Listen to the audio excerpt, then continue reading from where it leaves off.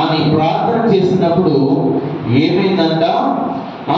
అగ్ని ఆకాశం నుండి దిగి వచ్చిందంట. దిగి వచ్చి ఆ యొక్క మందిరం అంతా దేనితో నిండిందంటే యెహోవా తేజస్సుతో నిండిందంట. కనుక పోయిన వారం మనము యెహోవా తేజస్సుతో మందిరం నిండ దాని గురించి ధ్యానించాం. మందిరం నిండు అంటే మన హృదయము దేవుని యొక్క తేజస్సుతో నిండుతుంది. సరే, మరి దేవుని యొక్క నివసించే ప్రాంతం అనగా దేవుని యొక్క మందిరం, దేవుని యొక్క సంఘములో దేవుని యొక్క తేజస్సు కలిగి మనం ఉంటున్నామా? దేవుని యొక్క సంఘములో మనం ఉన్నాం కదా, మనం ఏ రీతిగా ఉంటున్నాం? ఈ యొక్క సంఘములో దేవుని యొక్క తేజస్సు ఉన్నదా? మనము ఈ యొక్క సంఘంలో ఆయనతో సంభాషిస్తున్నామా? బలిపీఠం యొక్క ఆయనతో సహవాసం కలిగి ఉంటున్నామా? ప్రార్థన మనం చేస్తున్నామా? అనుదినము ప్రార్థన చేయాలి, దేవునితో సహవాసం కలిగి ఉండాలి. అప్పుడు దేవుని యొక్క తేజస్సు మందిరంలో ఎలాగైతే నిండిందో మనలో కూడా ఆ యొక్క తేజస్సు నింపబడుతుంది. మరియు మనమందరం ఎక్కడైతే కూడుకున్నామో అక్కడ దేవుని యొక్క తేజస్సుతో నింపబడుతుంది. కనుక దేవుని యొక్క తేజస్సు మనం కలిగి ఉండాలి. దేవుని యొక్క బలిపీఠం దగ్గర ప్రార్థన సహవాసం కలిగి ఉండాలి. మనము లోకంలో ఉన్న వారిలాగా వేరే వేరే వాటికి మన హృదయమును ఇవ్వకూడదు. ఓన్లీ దేవాది దేవునికే మన హృదయాన్ని ఇవ్వాలి. మన హృదయంలో దేవుని యొక్క తేజస్సుతో నింపబడాలి. దాని గురించి పోయిన వారు ధ్యానించాం. ఈ వారు కూడా ఒక చక్కని వర్తమానం మనం ధ్యానిద్దాం. దేవాది దేవుడు సంఘముతో ఈ రీతిగా మాట్లాడుతున్నారు. చదవబడిన లేఖన భాగంలో 6వ వచనం చూస్తే, మన దేవుడైన యెహోవా పరిశుద్ధుడు, మన దేవుడైన యెహోవాను గణపరచుడి, ఆయన పరిశుద్ధ పర్వతం ఎదుట సాగిలపడుడి. మన దేవుడైన యెహోవా ఎలాంటి వారంటే పరిశుద్ధుడు. కనుక ఆయనను మనం గణపరచాలంట, ఆయన ఎదుట సాగిలపడాలంట. ఈ రీతిగా మనం చేయాలి.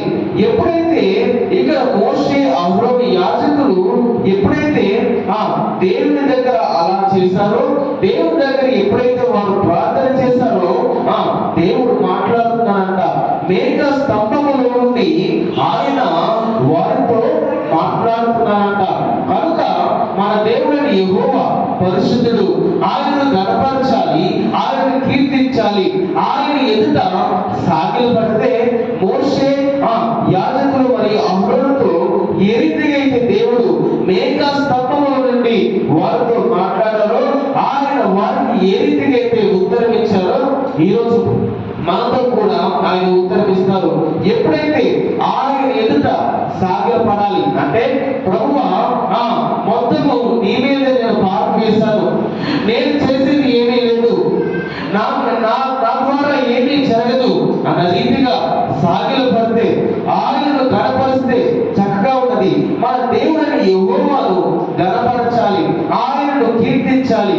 ఎప్పుడైతే ఆయన ఎదుట సాగిలపడతామో, నా ద్వారా ఏమిటి కాదు, మొత్తము నీ ద్వారానే అని సాగిలపడి ఆయనను గణపరిస్తే, వారితో మేఘ స్తంభముల నుండి ఎలాగైతే మాట్లాడారో మీతో కూడా వాక్యం ద్వారా మీతో కూడా ఆయన సూటిగా మాట్లాడే దేవుడు. హల్లెలూయా, హల్లెలూయా.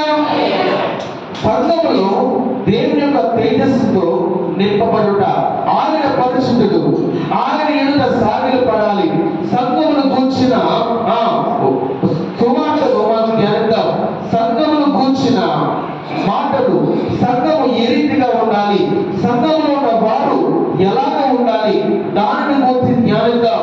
పోయిన వారమైతే మన హృదయాలు ఎలా ఉండాలి, మన హృదయం ఎలా సరి చేసుకోవాలి, మన హృదయంలో దేనికి ప్రాధాన్యత ఇవ్వాలి, దాని గురించి మనం చూస్తున్నాం. మన హృదయంలో ఎవరికి ప్రాధాన్యత ఇవ్వాలంటే దేవుడికి. మన హృదయం ఎవరితో నిండాలంటే దేవుని యొక్క తేజస్సుతో.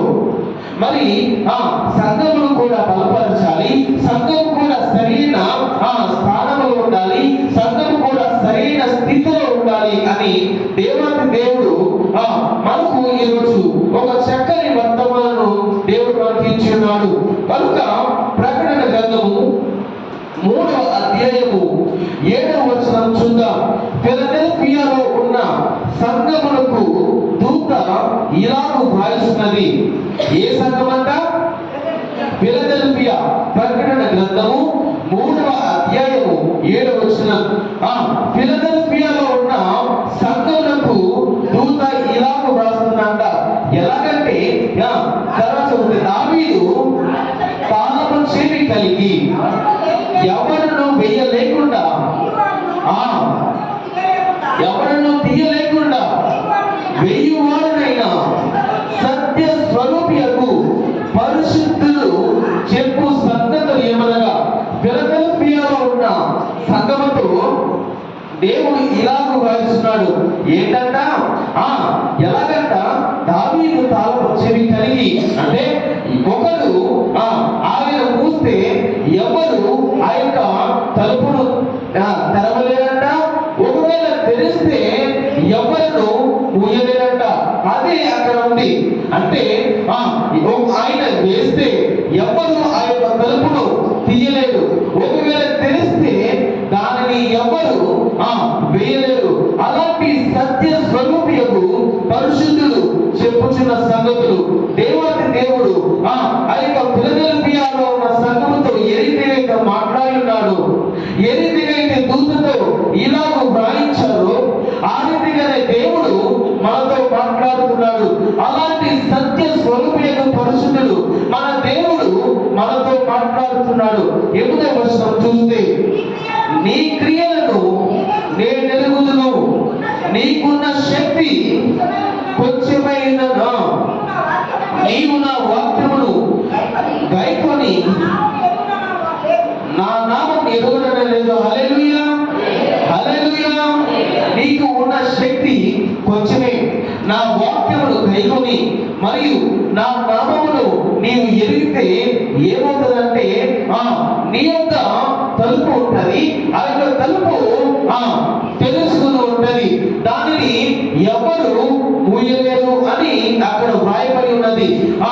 తలుపు నీ ఎదుట తీసి ఉంచి ఉన్నాను, దానిని ఎవరు వేయలేరు. హల్లెలూయా, హల్లెలూయా. మనకున్న శక్తి కొంచెమేనంట. ఆ యొక్క శక్తి చేత ఏమి మనం గైకొనాలంటే దేవుని యొక్క వాక్యమును మనం గైకొనాలంట. మరియు ఆయన నామమును మనం ఎరిగి ఉండాలంట. అప్పుడు ఏమవుతుందంటే మన ఎదుట ఏమైంది? తలుపు నీ ఎదుట తీసి ఉంచున్నాడు, దానిని ఎవరు వెయ్యలేరు. హల్లెలూయా, హల్లెలూయా.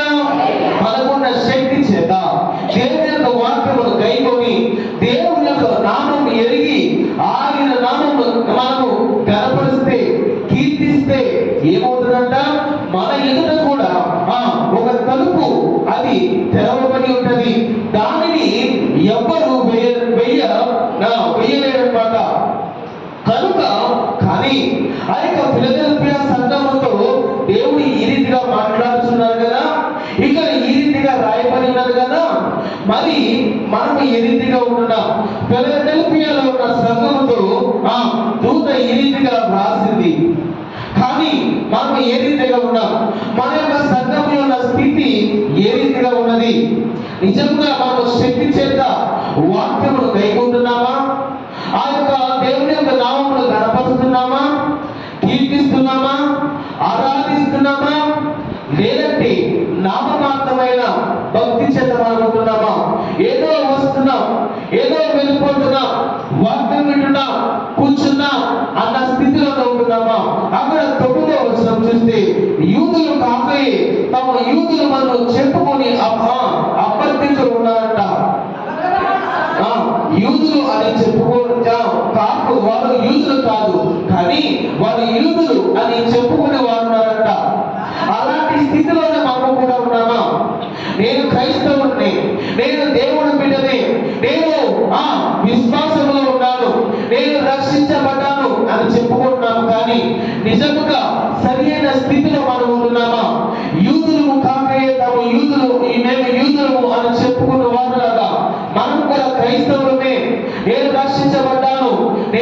పరిశుద్ధుడినే, నేను దేవుని నిరీక్షిస్తున్నాను అని చెప్పుకొని నిజమైన విశ్వాసం లేక, నిజమైన నిరీక్షణ లేక, ప్రార్థన లేక, ఇవి ఏమీ లేక ఉంటున్నామా? అలాగ ఉంటే తలుపు మన యొక్క ఉండదు కదా, తలుపు మన యొక్క తెరచి ఉండదు కదా. మరి మనం ఎలాగుంటున్నాం? నిజమైన భక్తి, నిజమైన విశ్వాసం కలిగి మనం నివసిస్తున్నామా? మన యొక్క సంఘం ఏ రీతిగా ఉంటుంది? మనం ఏ రీతిగా ఉంటున్నాం? ఫిలదెల్ఫియాలో ఉన్న సంఘముతో ఈ రీతిగా మాట్లాడుతున్నారు. ఈ రోజు దేవుడు మనతో మాట్లాడుతున్నారు. మనము ఎలాగున్నాం? మన యొక్క సంఘం ఏ రీతిగా ఉన్నది? మనము ఎలా నివసిస్తున్నాం? ఎలా ప్రవర్తిస్తున్నాం? నిజమైన విశ్వాసం కలిగి, నిజమైన క్రైస్తవులుగా, నిజమైన క్రైస్తవురాలుగా మనం నివసిస్తున్నామా? మనం జీవిస్తున్నామా? ఏ రీతిగా మనం జీవిస్తున్నాం? ఆయన నామమునంట ఎరగాలంట, ఆయన వాక్యమును మనం గైకొనాలంట. ఆ రీతిగా దేవుని యొక్క వాక్యమును మనం గైకొంటున్నామా? ఆయన నామమును గణపరుస్తున్నామా? కీర్తిస్తున్నామా? మనం ఏ రీతిగా జీవిస్తున్నాం? మన భక్తి ఎలాగున్నది? మన విశ్వాసం, మన యొక్క నిరీక్షణ ఎలాగున్నది? అక్కడ అదే 3వ అధ్యాయంలోనే ఇంకొక సంఘమును కూర్చి ఉన్నది. మొదటి వచనం చూస్తే సార్ది సంఘము మనకు కనబడుతుంది. ఆ యొక్క సార్ది సంఘముతో దూత ఇలాగూ వ్రాయిస్తున్నది, నీ క్రియలను, 1వ వచనంలో చూస్తే, నీ క్రియలను నేను ఎరుగుదును. ఏమనగా జీవించుచున్నావు, పేరు మాత్రం ఉన్నది కానీ నీవు మృతులవే. హల్లెలూయా, హల్లెలూయా.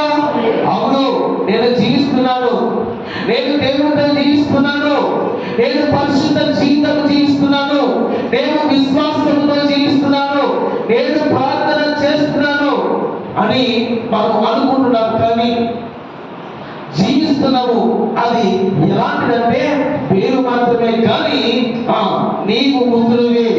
ఎందుకంటే మన యొక్క క్రియలు దేవుని ఎదుట సంపూర్ణమైనవిగా దేవునికి కనబడలేదంట. 2వ వచనం మీరు గమనించండి, మీ క్రియలు నా దేవుని ఎదుట సంపూర్ణమైనవిగా నాకు కనబడలేదు. కనుక మన యొక్క క్రియలంట దేవుని ఎదుట సంపూర్ణమైనవిగా కనపడలేదంట. మన యొక్క విశ్వాస సహితమైన క్రియలు, మనం చేసే క్రియలు, అదే ఫిలదెల్ఫియాలో కూడా అంటున్నాడు, నీ క్రియలను నేను ఎరుగుదును. ఆ యొక్క సంఘంతో కూడా అంటున్నాడు, నీ క్రియలు నేను ఎరుగుదును అంటున్నాడు.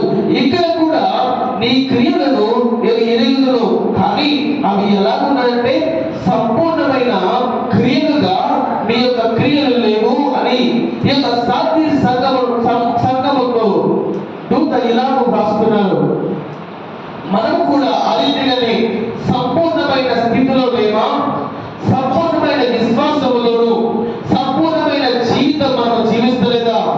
రక్షణ పొందుకున్నా, దేవుని యొక్క ప్రత్యేకించబడిన గుంపుగా మనం ఉన్నాం, కానీ సంపూర్ణమైన స్థితి మనకున్నదా? మనము జీవిస్తున్నాము, కానీ మన స్థితి ఎలా ఉన్నదంటే నీవు మృతులవే అని రాయబడింది కదా. అలాంటి స్థితి మనలో ఉంటుందా? అలాంటి స్థితిలోనే మనం జీవిస్తున్నామా? ఏదో జీవిస్తున్నాం, అదే కదా యూదులు అని చెప్పుకొని వారు యూదులు కాదంట. అలాగే నేను జీవిస్తున్నాను కానీ మృతులవే అంటే నేను విశ్వాసనే, నేను పరిశుద్ధుడినే, నేను ప్రార్థన చేస్తున్నాను, నాకు నిరీక్షణ ఉంది, నాకు విశ్వాసం ఉంది, నాకు కుటుంబంలో దేవుని యొక్క తేజస్సు ఉన్నది, నా యొక్క హృదయంలో దేవుని యొక్క తేజస్సు ఉన్నది, నాలో అభివృద్ధి ఉన్నది అని చెప్పుకుంటున్నాం. కానీ మనం ఏ రీతిగా ఉంటున్నాం? సంపూర్ణమైన క్రియలు మనలో లేవు.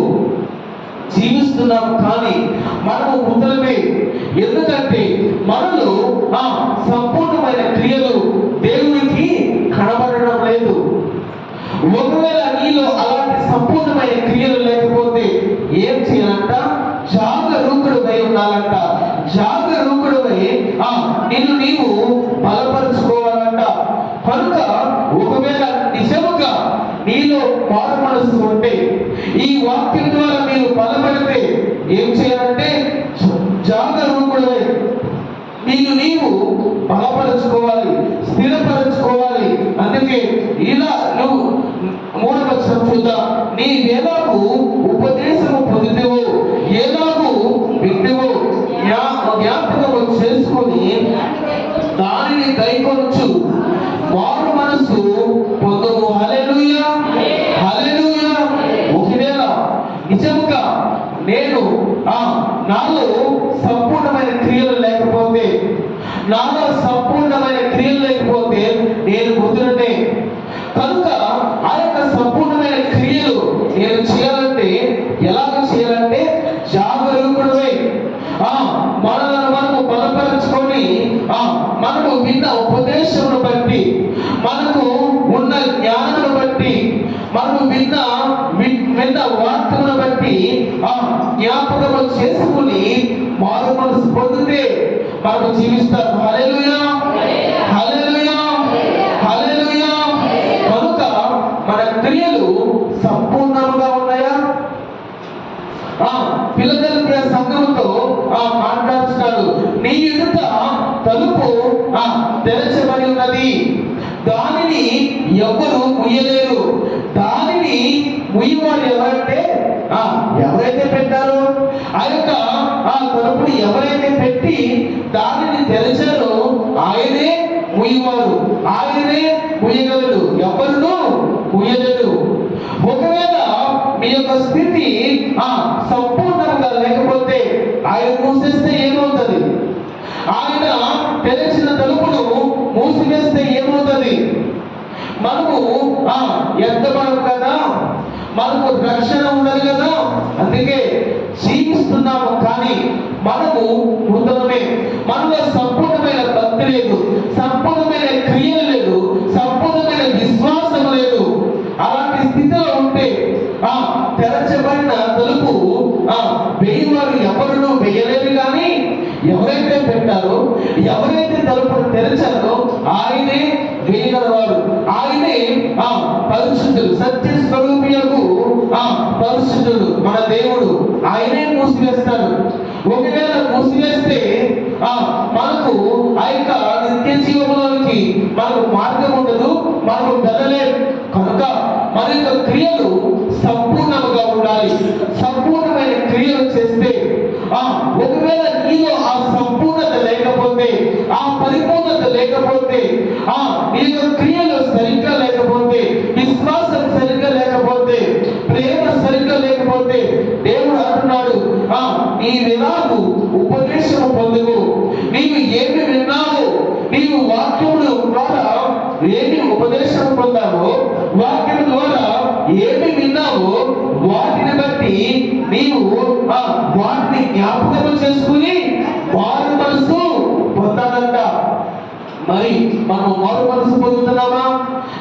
చాలా మంది అంటారు బాప్తిజం తీసుకున్నప్పుడే నేను మారు మనసు పొందాను, అప్పుడే పొందాను అంటారు. కాదు.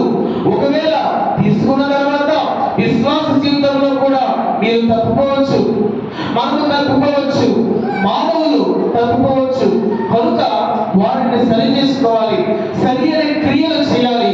ఒకవేళ సరి అయిన క్రియలు మనం చేయకపోతే సంపూర్ణముగా మనకు దేవుడికి కనిపించాం, పరిపూర్ణమైన స్థితి మనలో ఉండదు. అప్పుడు దేవుడు తలుపు మూసేస్తే ఏంటి మన పరిస్థితి?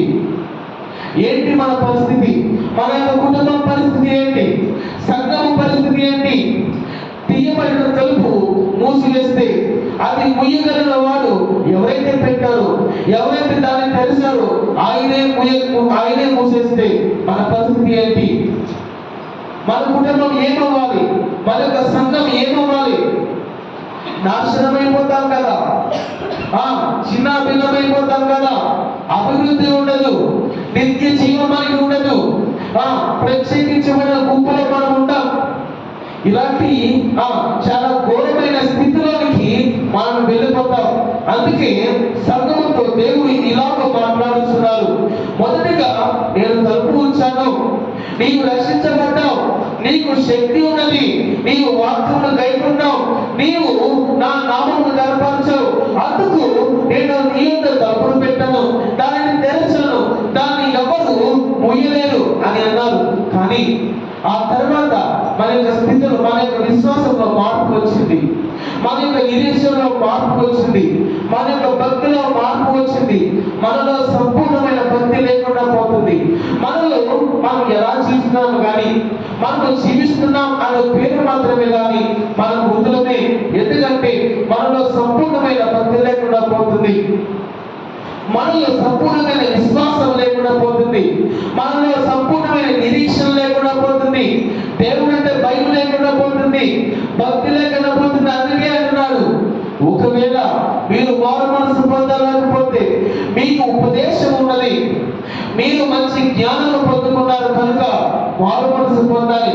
ఒకవేళ విన్న వాటిని గైకొన లేకుండా, మీరు ఉన్న ఉపదేశమును గైకొన లేకుండా ఉంటే, తలుపును మూసివేస్తే, దేవుడు తెలిసిన దానిని మూసివేస్తే, అనార్థాలు మన కుటుంబంలో, సంఘములో మనతో ఉంటాయి.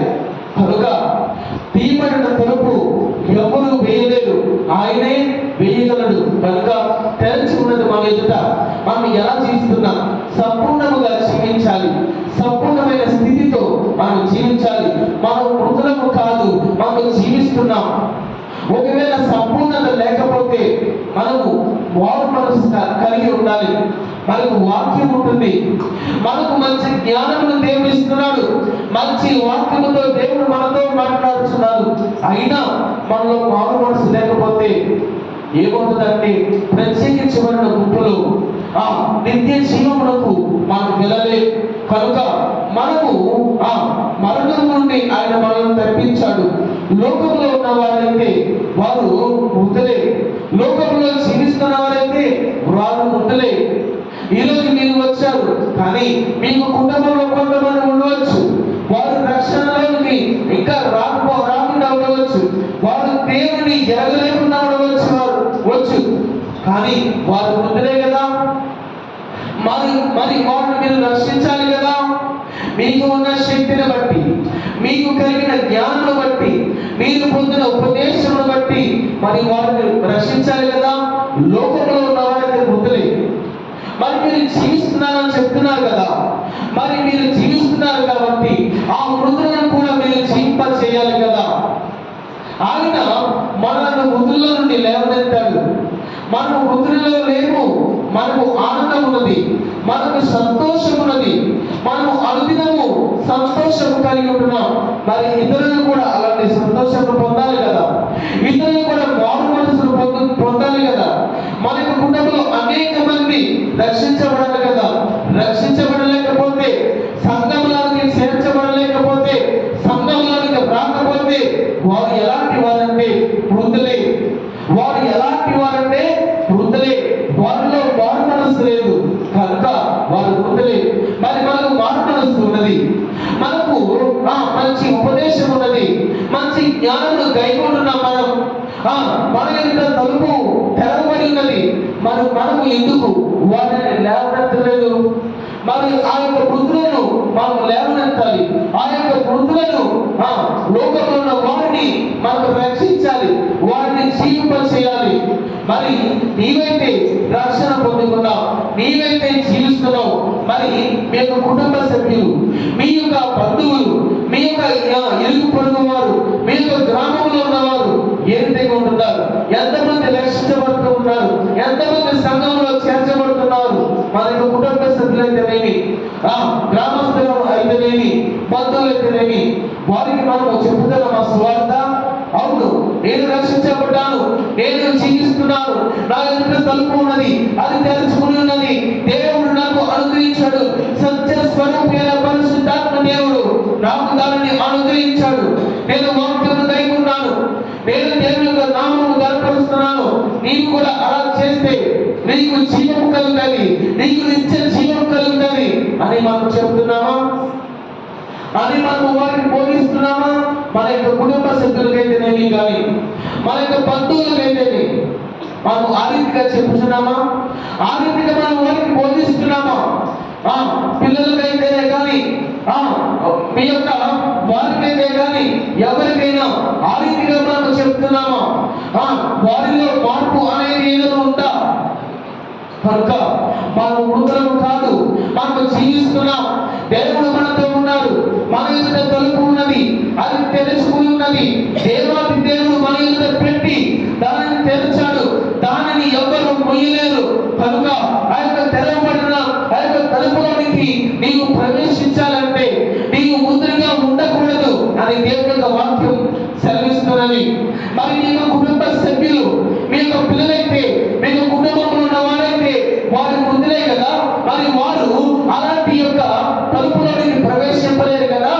మరి మనం వారికి ఏం బోధిస్తున్నాం? మరణ శరీరం మార్పు పొంది మహిమ శరీరం పోతున్నది. మరణ శరీరం మార్పు పొంది మహిమ శరీరం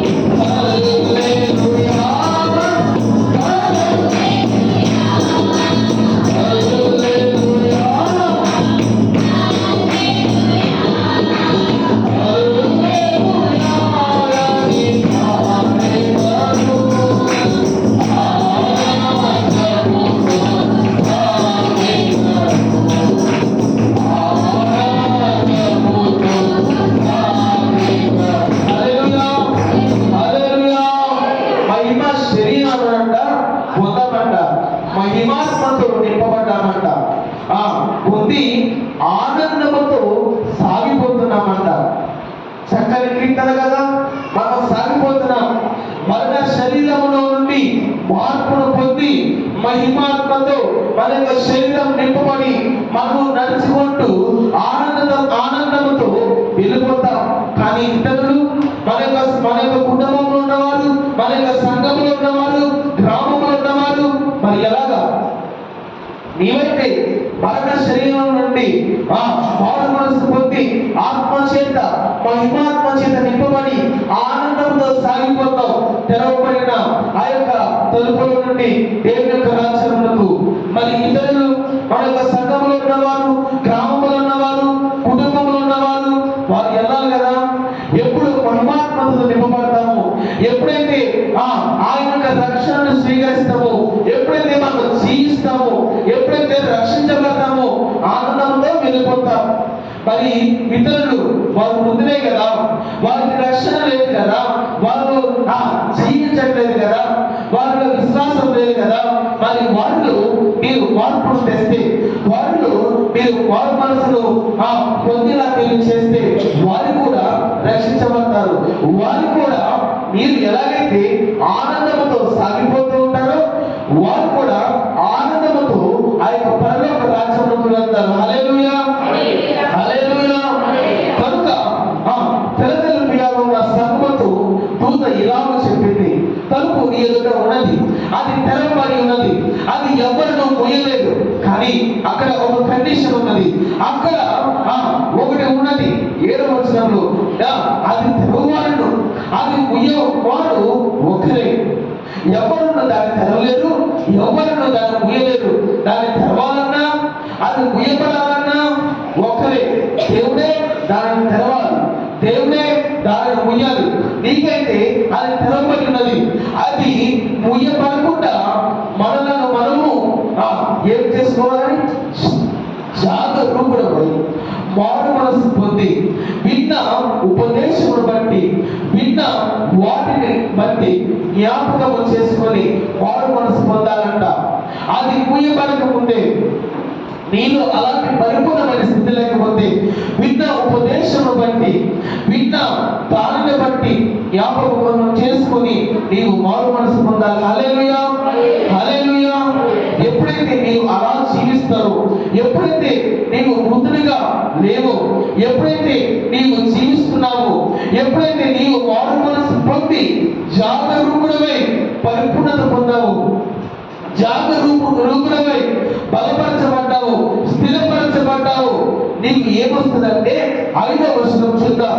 జయించువాడు ఇలాగు తెల్లని వస్త్రములు ధరించుకొనును, జీవ గ్రంథములో నుండి అతని పేరు తుడుపు పెట్టగా నా తండ్రి ఎదుట ఆయన దూతల ఎదుట అతని పేరు ఒప్పుకొనును. హల్లెలూయా, హల్లెలూయా.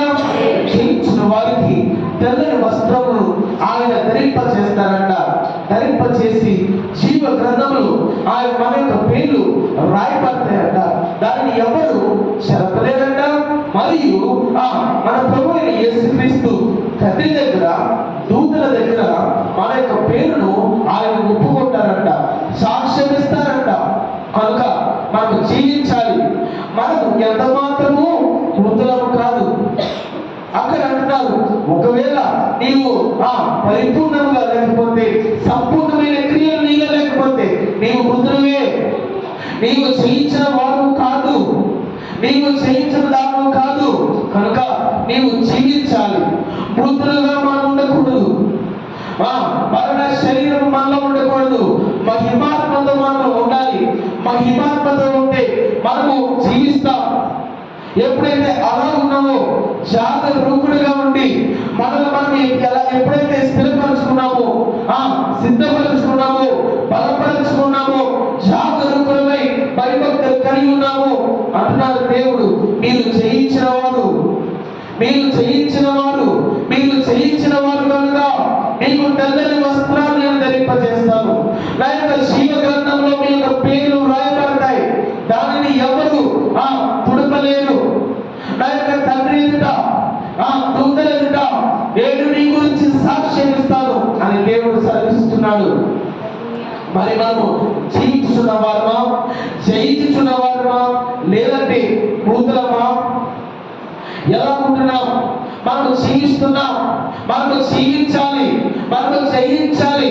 ఎప్పుడైతే జీవిస్తామో, ఎప్పుడైతే జయిస్తామో ఆయన అంటున్నాడు, తెల్లని వస్త్రాలు మీకు ధరింపజేస్తాను, మంచి స్థానం మీకు కల్పిస్తాను, నిత్య జీవమును మీకు ఇస్తాను. నా యొక్క తండ్రి ఎదుట, దూతల ఎదుట మీ గురించి సాక్ష్యం ఇస్తాను అని దేవుడు సెలవిస్తున్నాడు. ఎవరి గురించి? సాటి సంఘముల గురించి. ఈరోజు నీ గురించి కూడా, నీ యొక్క పేరు గురించి కూడా దేవుడు మాట్లాడుతున్నాడు. జయించిన వారికి నేను తెల్లని వస్త్రాలు ధరింపజేస్తాను. జయించిన వారికి నా యొక్క జీవ గ్రంథంలో మీ యొక్క పేరు ఉన్నది. జయించిన వారికి పరిశుద్ధమైన స్థలములు నా యొక్క తండ్రి ఎదుట, దూతల ఎదుట మిమ్మల్ని కూర్చి నేను ఒప్పుకుంటానని ఎలాగైతే సాటి సంఘముతో మాట్లాడి ఉన్నారు, ఈరోజు నీ గురించి కూడా మాట్లాడుతున్నారు. ఫిలదెల్ఫియా సంఘమును కూర్చి అంటున్నాడు, నీకు ఉన్న కిరీటమును నీవు గట్టిగా పట్టుకున్నావు, ఎప్పుడు దానిని అపహరింపలేకుండా నేను కాల్చుకోవడము అంటున్నాడు. 11వ వచనంలో నీకు కిరీటం ఉన్నది, దానిని ఎవరు అపహరింపలేకుండా నీవు జాగ్రత్తగా ఉండు అని చెప్తున్నాడు. నీకు కిరీటం ఉన్నది, రక్షించబడిన కిరీటం, దాన్ని జాగ్రత్తగా గట్టిగా పట్టుకో.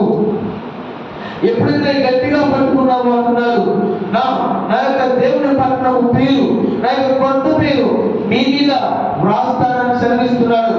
కనుక శాంతి సంఘంతో చెప్పినాడు, ఫిలదెల్ఫియా సంఘంతో చెప్పినాడు, జయించిన వారికి నా యొక్క దేవుని ఎదుట, దూతల ఎదుట మిమ్మల్ని కూర్చి నేను ఒప్పుకుంటాను. నా యొక్క తండ్రి ఎదుట, మరియు నా యొక్క జీవ గ్రంథంలో నీ యొక్క పేర్లు ఉంటాయి.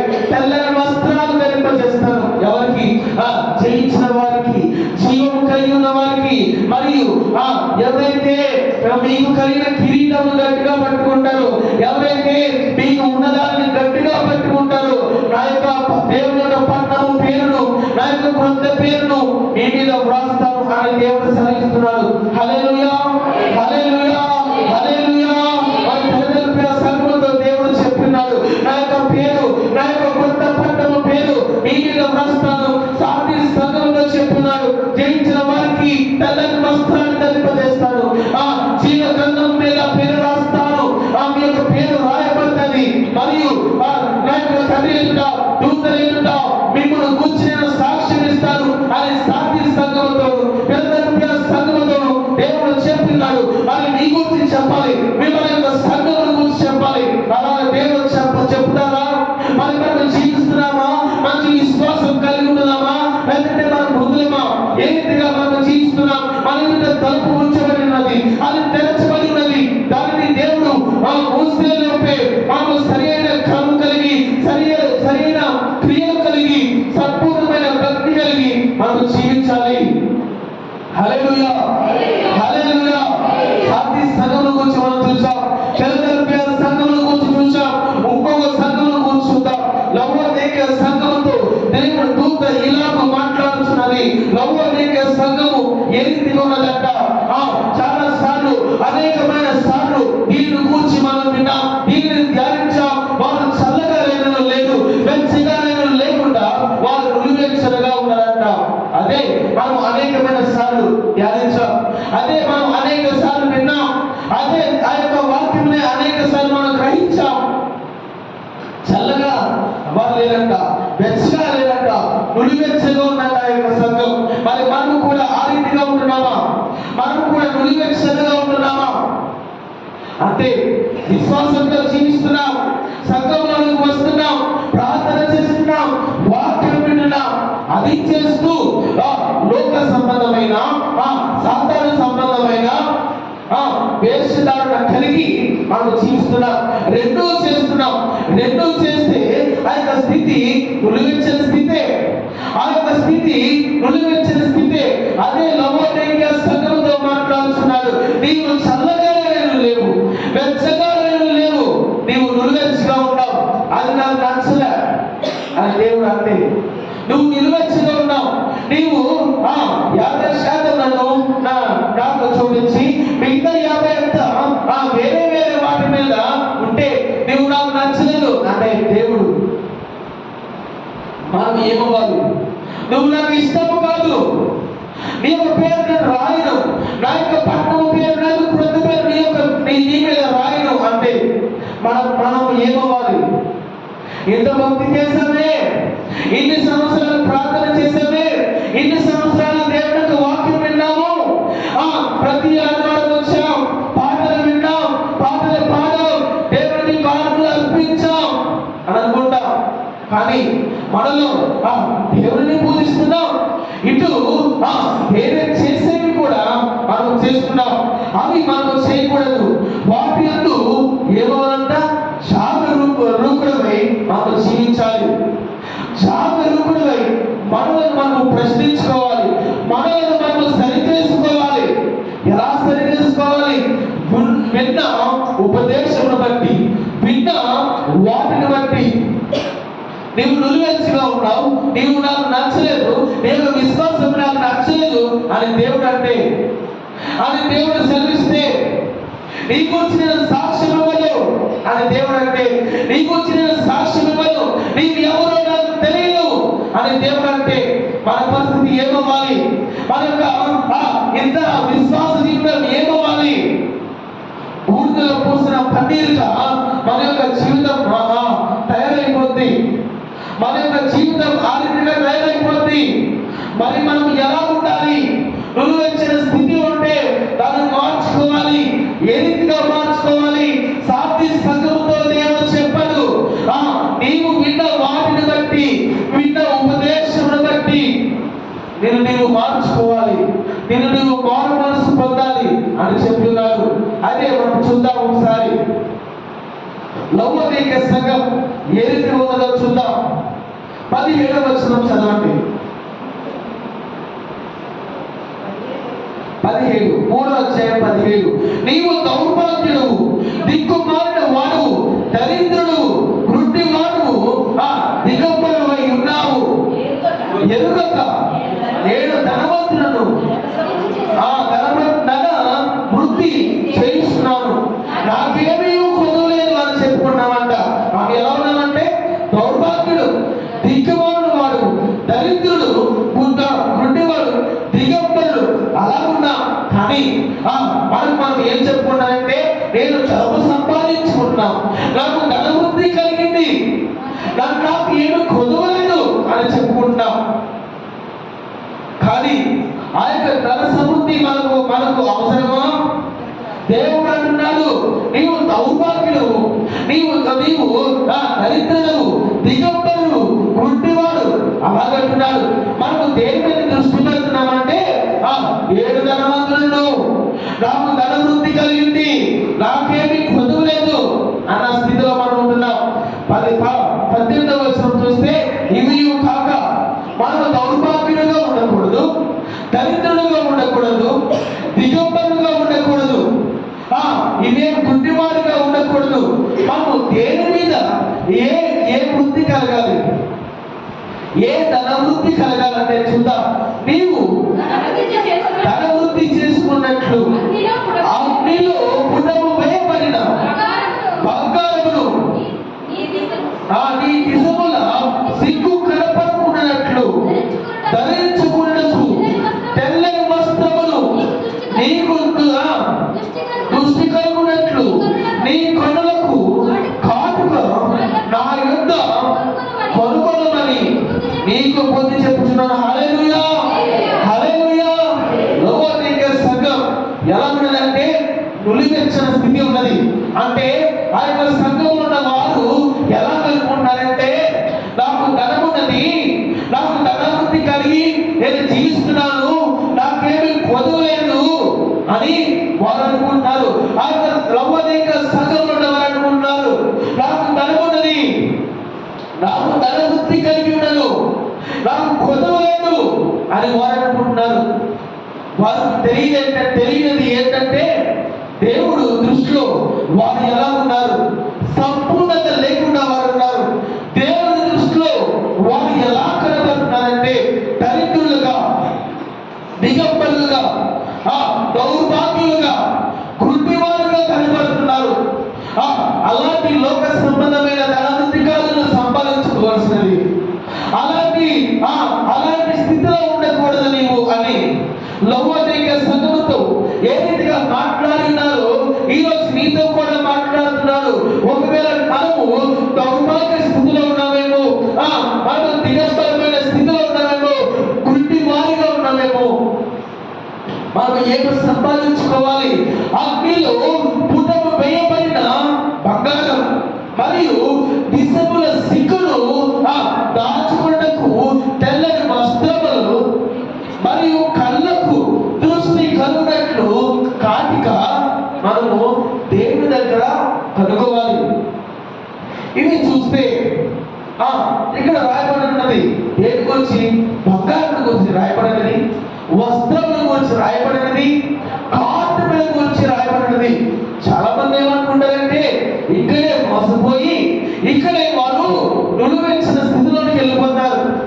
దేవుడు బంగారం గురించి రాశారు కదా, సామెతల గ్రంథంలో రాశారు కదా, ఇక్కడ రాశారు కదా, కనుక నేను ఆభరణాలు ధరించుకుంటాను, నేను దాని మీద ఆశ పెట్టుకుంటాను.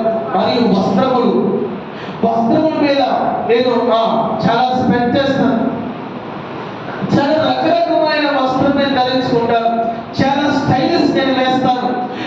దేవుడు అన్నాడు కవర్ చేసుకోవడానికి వస్త్రం ధరించుకోమన్నాడు కదా, అందుకు నేను చాలా స్టైల్స్ వేస్తాను, నేను చాలా మోడర్న్ గా ఉంటాను, నేను చాలా డిఫరెంట్ గా ఉంటాను.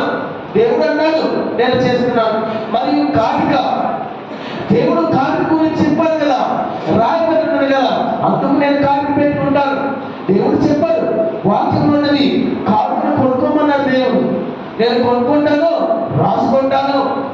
మరి ఈ మధ్యన మన క్రైస్తవులు ఏం మొదలెట్టారంటే, ఇంతకు ముందు ఉన్న క్రైస్తవులు ఆ యొక్క స్థితిలో లేరు, కానీ నేటి క్రైస్తవులు ఏం చేస్తున్నారంటే, ఇంకా లవోదికయ సంఘం ఎలాగైతే నులివెచ్చిన స్థితిలోకి మారిపోయిందో, మన సంఘం అయితే కానీ అనేక మంది కూడా అలా తెలియకుండా ఏంటంట, మనం చూస్తే అది కనబడదు కూడా, అంత చిన్న బొట్టు పెట్టుకుంటారు, దూరం నుంచి చూస్తే కనబడదు, కత్తులు పెట్టుకుంటే కనబడుతుంది, స్పష్టంగా కనబడుతుంది. మరి అది నులివెచ్చిన స్థితే కదా. చిన్న బొట్టు కనబడదు కూడా, కాటిగా కనబడదు, వేషధారణ కనబడదు, కానీ వేషధారణ ఉన్నది. అన్యజనుల వల్లే వస్త్రాలు ధరించుకుంటున్నాం, అన్యజనుల వల్ల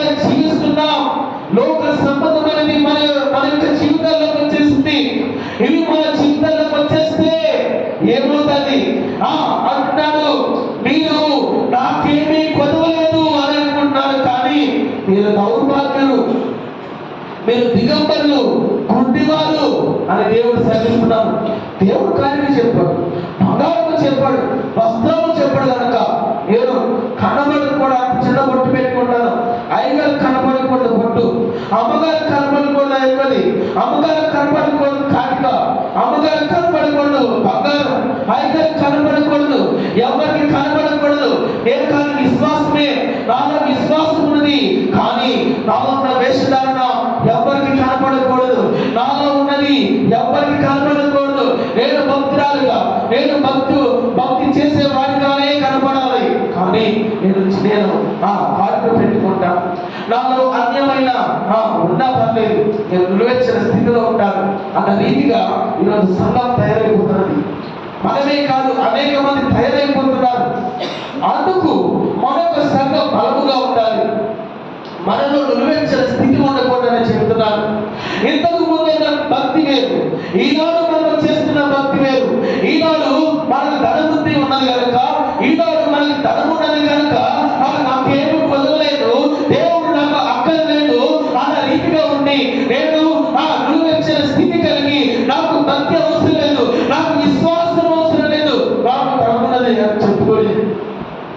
లోకాచారమైన వాటిలోనికి మనం వెళ్ళిపోతున్నాం. ఒకసారి జఫన్యా గ్రంథం 1వ అధ్యాయం 8వ వచనం చూద్దాం. జఫన్యా గ్రంథం 1వ అధ్యాయం 8వ వచనం చూద్దాం.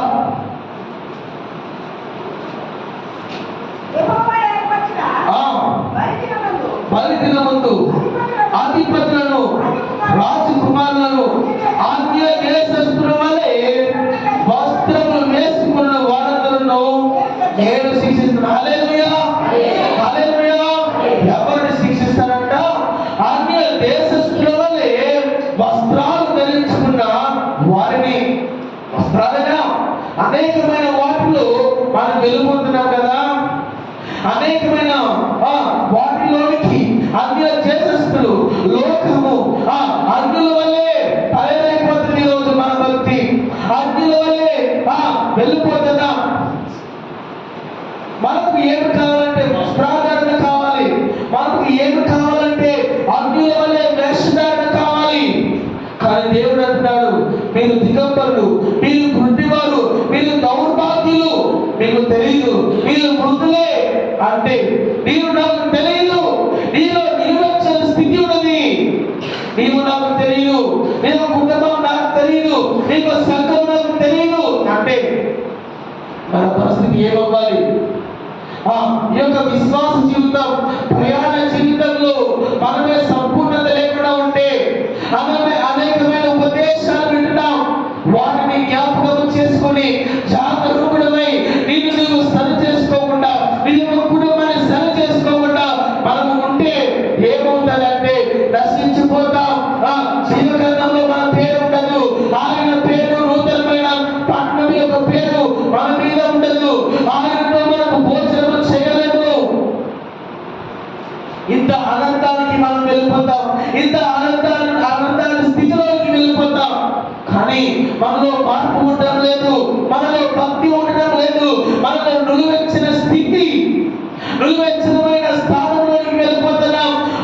వారు వేసుకున్నారు, వారు అలా జీవిస్తున్నారు, వీరు ఇలా జీవిస్తున్నారు కనుక ఏదో జీవిస్తాను. మరి వారు నశించిపోతే మనము నశించిపోతామా? వారు లోయలకు పడిపోతే, వారు నరకంలోకి పడిపోతే నీవు పడిపోతావా? వారు అలా చేస్తున్నారు, నేను చేస్తున్నాను చెప్పుకుంటున్నావు. మనకి వారు నరకంలోకి వెళ్ళిపోతే నీవు వారి వెళ్ళిపోతావా? మరి మనం ఎలా జీవించాలి? దేవుడు చక్కగా చెప్పుతున్నాడు, అగ్నిలో పుట్టము వేయబడిన బంగారము దిశము యొక్క సిగ్గును కనపరుచుకోవడానికి, కప్పుకోవడానికి తెల్లని వస్త్రములు ధరించుకోవాలట. ఈ యొక్క బంగారము, అగ్ని పుట్టము వేయబడిన బంగారము దేనికి సూచిస్తుందంటే అంటున్నాడు, అగ్ని పుట్టము వేయబడిన బంగారము తెల్లని వస్త్రములు కాటిక ఎవరి దగ్గర కనుక్కోవాలంటే దేవుని దగ్గర, నా దగ్గర కనుక్కో అని దేవుడు చెప్తున్నాడు. అంటే ఇది లోక సంబంధమైన సంబంధమైన బంగారం కాదు, లోక సంబంధమైన కాటుక కాదు, లోక సంబంధమైన వస్త్రాలు కాదు, అన్య దేశస్తుల వలె వస్త్రాలు కాదు. ఇవి అగ్నిలో పునము వేయబడిన బంగారము దేనికి సూచిస్తుందంటే మన యొక్క విశ్వాస జీవితానికి, మన యొక్క విశ్వాస స్థితికి అవి సూచనగా ఉన్నవి. హల్లెలూయా, హల్లెలూయా. మరి మనం అగ్నిలో వేయబడిన పునము బంగారముగా, వేలిన బంగారముగా మనం ఉన్నామా? విశ్వాస స్థితిని ఆ యొక్క అగ్నిలో వేయబడిన, అగ్నిలో నుంచి వచ్చిన ఆ పునము వేయబడిన బంగారము, శ్రేష్టమైన బంగారం ఎలా ఉంటుందో అలాంటి విశ్వాస జీవితం కలిగి మనం ఉంటున్నామా? మరియు తెల్లని వస్త్రాలు, మన యొక్క మన యొక్క సిగ్గును కనబడకుండా ఉండడానికి తెల్లని వస్త్రములు ధరించుకోవాలంట. అనగా మనలో ఉన్న పాపాలని తీసివేసి, మనలో ఉన్న క్రియలు, చెడ్డ క్రియలు, లోక క్రియలు తీసివేయాలంటే పరిశుద్ధమైన వస్త్రములను మనం ధరించుకోవాలి. హల్లెలూయా, హల్లెలూయా. ఆ యొక్క పరిశుద్ధమైన వస్త్రములను మనం ఎప్పుడు ధరించుకుంటాం? ఆ యొక్క పరిశుద్ధమైన వస్త్రాలను మనం ఎప్పుడు ధరించుకుంటామంటే దేవుని యొక్క పరిశుద్ధాత్మను మనం రుచి చూసినప్పుడు. హల్లెలూయా, హల్లెలూయా. కనుక ఇసబెల్ యొక్క సిగ్గును దాచుకోవడానికి తెల్లని వస్త్రాలను ధరించుకోమన్నాడు. అనగా మనలో ఉన్న పాపాలను వాటిని తీసివేసి ఏమి ధరించుకోవాలంటే తెల్లని వస్త్రము ధరించుకోవాలి. అందుకే అంటున్నాడు, జయించిన వారికి నేను తెల్లని వస్త్రాలు ధరింపజేస్తానని అన్నాడు. ఏ సందర్భంలో? సాతి సంగమతో అంటున్నాడు, జయించిన వారికి తెల్లని వస్త్రాలను ధరింపజేస్తానంటున్నాడు. మరియు కాటిక, దృష్టి కొనుక్కోవడానికి కాటిక అంటే కాటిక దేనికి సూచిస్తుందంటే రక్షణను కూర్చి, స్వస్థతను కూర్చి, రక్షణ. మనకు రక్షణ ఉంటే, మనకు విశ్వాసం ఉంటే, రక్షణ కలిగి ఉంటే మనం ఒకవైపే చూస్తాం, దేవుని వైపే చూస్తాం, మనం దేవుని వైపే ఆధారపడి ఉంటాం. కనుక అది దేవుని యొక్క కాటిక, అది దేవుడు చెప్పిన తెల్లని వస్త్రాలను ధరించుకోవడం, అది దేవుడు చెప్పిన అగ్నిలో పునము వేయబడిన బంగారం, అగ్నిలో పునము వేయబడిన బంగారం విశ్వాసాన్ని సూచిస్తే తెల్లని వస్త్రాలు పరిశుద్ధాత్మతో నింపబడిన సూచిస్తే కళ్ళకు అంటే దృష్టి కలుగడానికి సూచిస్తున్నాం. ఏమి చూస్తుందంటే నీవు రక్షించబడ్డావు, నీకు రక్షణ ఉన్నదని సూచిస్తున్నది. అది మనకు సంపాదించుకోవాల్సిన ఏంటి? ధనము. అది మనం సంపాదించుకున్న ధనము. కానీ మనం ఏమనుకుంటాం? దేవుడు నన్ను దీవించాడు కాబట్టి నాకు డబ్బు వచ్చింది, నాకు బంగారం వచ్చింది, నాకు మొదలంత ఐశ్వర్యం వచ్చింది, అందుకు నాకు కొదవు లేదు అని అనుకుంటాం. అలా అనుకుంటే నువ్వు స్థితి. అది కాదు మనం సంపాదించుకోవాల్సినది, అది కాదు మనం దాని మీద మనం కాదు పెట్టవలసినది, దాని మీద కాదు మనం హృదయం దానికి ఇవ్వవలసినది. ధనాపేక్ష మీద కానీ, బంగారం మీద కానీ, లోకము మీద కానీ, అగ్నిల వలె వస్త్రాలు వేసుకున్న వారి మీద కానీ, వాటి మీద కాదు మన యొక్క దృష్టి ఉండవలసినది. పునము వేయబడిన బంగారం అనగా విశ్వాసం మీద మన దృష్టి ఉండాలి. దాని మీద మనం జాగరూకులమై ఉండాలి. మరియు వస్త్రములు పరిశుద్ధాత్మతో నింపబడతా, అలాగే మనం నింపబడాలి. అలాంటి స్థితిలో ఉండాలి. కానీ అన్యుల వలె, అన్య దేశస్తుల వలె మనం వస్త్రాలను కలిగి ఉంటే, అన్య దేశస్తుల వలె, అన్యుల వలె, లోకల వలె మనం ఆ రీతిగా జీవిస్తే, ఆ రీతిగా మనలో వేషధారణ ఉంటే, ఆ రీతిలో మనం మార్చుకుంటే ఎలాంటి స్థితిలో వెళ్ళిపోతామంటే మృతులు అన్న స్థితిలో వెళ్ళిపోతాం. తెరవబడిన తలుపు మూయబడుతుంది, తెరవబడిన తలుపు మూయబడుతుంది. మృతులు ఆ యొక్క రాజ్యంలోకి వెళ్ళలేరు. వారు జయించిన వారు కాదు. వారికి తెల్లని వస్త్రాలు దేవుడు ధరింప చేయడు. జీవ గ్రంథంలో వారి యొక్క పేరు ఉండదు. ఆయన సాక్ష్యం ఇవ్వడు. మీ మీద